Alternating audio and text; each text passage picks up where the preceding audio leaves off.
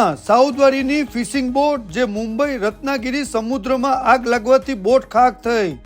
ટંડેલ અને 5 ખલાસીઓને રેસ્ક્યુ કરી બીજી બોટના ખલાસીઓ દ્વારા બચાવ્યા. દીવના સાઉદવારીના જીવીબેન કરશન બામણિયાની રાધેશ્યામ નામની બોટ નંબર DD02MM418 જે આજે બપોરે મુંબઈ રત્નાગીરી સમુદ્રમાં બોટના મશીન રૂમમાં શોર્ટ સર્કિટ થતા વાયરિંગમાં આગ લાગી અને ડીઝલ પાઇપ ફાટી જતા આગ વધુ બેકાબુ બની.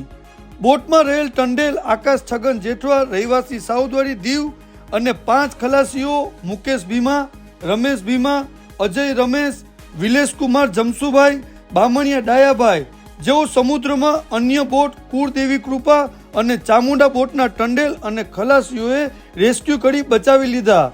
આ સમગ્ર ઘટનાની જાણ આ બોટના માલિકે દીવના ફિશરીઝ અધિકારી સુકર આંજરી સાહેબને કરી. સુકર સાહેબે આ દુર્ઘટનાની જાણ કોસ્ટગાર્ડને કરી. કોસ્ટગાર્ડ પહોંચે તે પહેલા આ ફિશિંગ બોટ આગથી ખાક થઈ. આ સમગ્ર દુર્ઘટનાની જાણ ફિશરીઝ અધિકારીએ દીવ કલેક્ટર સાહેબને જાણ કરી.